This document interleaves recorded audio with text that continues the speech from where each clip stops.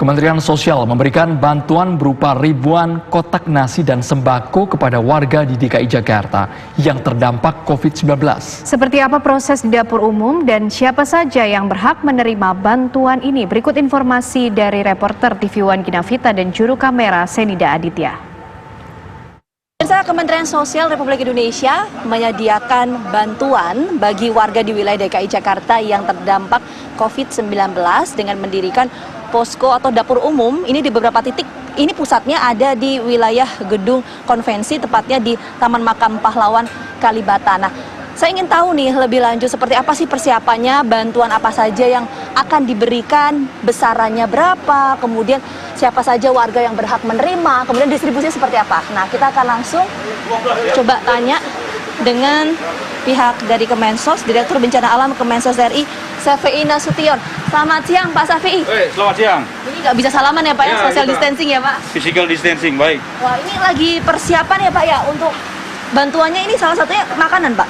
Ya, jadi kita menyediakan makanan siap saji untuk warga DKI Jakarta yang ODP PDP. Awalnya itu, tapi ternyata permintaannya lebih besar dari itu.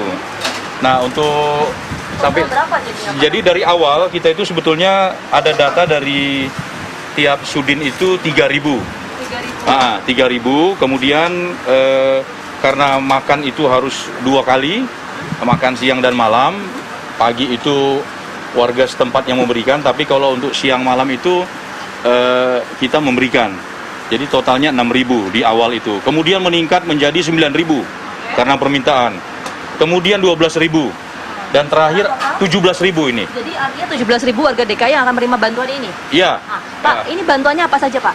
Ya, kita tahu bahwa dapur umum lapangan ini merupakan tugas pokok Kemensos. Jadi kalau terjadi bencana alam, dimanapun berada, ini tugas pokok Kemensos, pemenuhan kebutuhan dasar melalui dapur umum lapangan.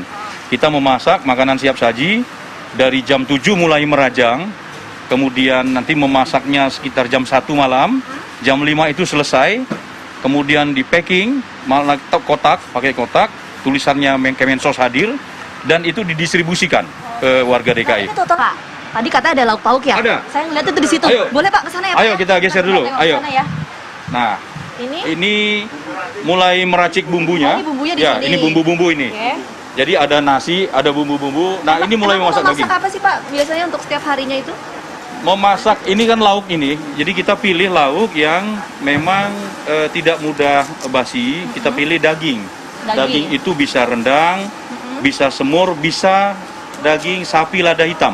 Okay. Jadi besok ada lauk sapi lada hitam. Kita undang wartawan kalau memang mau hadir langsung menyaksikan. Ini berapa selain makanan, ini informasinya ada sembako juga ya? Ada Sembakonya juga. itu nilainya berapa sih Pak? Sembako itu dalam rangka sosial safety net itu 200.000 per paket, sebanyak 300.000 paket banyaknya. Oke, berarti ada 200.000. Nah Pak, saya ingin tanya Pak, pakai sembako senilai 200.000, kemudian makanan yang tadi sudah dimasak oleh teman-teman kita ini ya Pak ya, itu nanti akan diberikan kepada warga dalam kategori apa? Apakah kemudian warga dengan KTP DKI Jakarta atau juga bisa diberikan untuk warga yang memang tidak ber-KTP DKI tapi dia berdomisili di DKI Jakarta?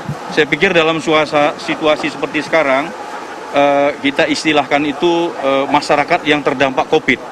Jadi selain yang ber-KTP DKI juga yang tidak ber-KTP tetapi dia domisili atau bekerja di DKI Jakarta itu bagian dari sasaran kita. Pendistribusian ini kan pasti dikedepankan Pak, tapi bagaimana kemudian distribusi ini juga mengedepankan mengenai social distancing, artinya apakah memang warga yang misalnya terdampak nih Pak, apakah memang akan mengantri ke sini untuk mendapatkan bantuan atau memang ada pihak petugas dari Kemensos mungkin atau dari mana yang akan mendistribusikan rumah ke rumah begitu? Memang kami tadi sudah sampaikan bahwa pendistribusian ini secara reguler juga, secara reguler melalui sudin-sudin, tapi juga ada pihak-pihak peduli yang datang. Mereka mengambil ke sini, mempulkan melalui kendaraannya, kemudian mendistribusikan wilayah-wilayah setelah approval dengan kami. Datanya berita acara serah terima barang dan berita acara pertanggungjawaban mutlak. Artinya dia bertanggung jawab penuh terhadap pendistribusian ini. untuk tepat sasaran, tepat jumlah dan sebagainya. Jadi pihak-pihak yang datang itu kami minta tanda tangannya. Maksud saya mereka menandatangani surat pernyataan mereka bertanggung jawab terhadap pendistribusiannya. Menerima dan bertanggung jawab terhadap pendistribusiannya. Itu memastikan agar tepat sasaran juga ya Pak? Itu. Dan kita juga terbantu dengan banyaknya masyarakat yang peduli.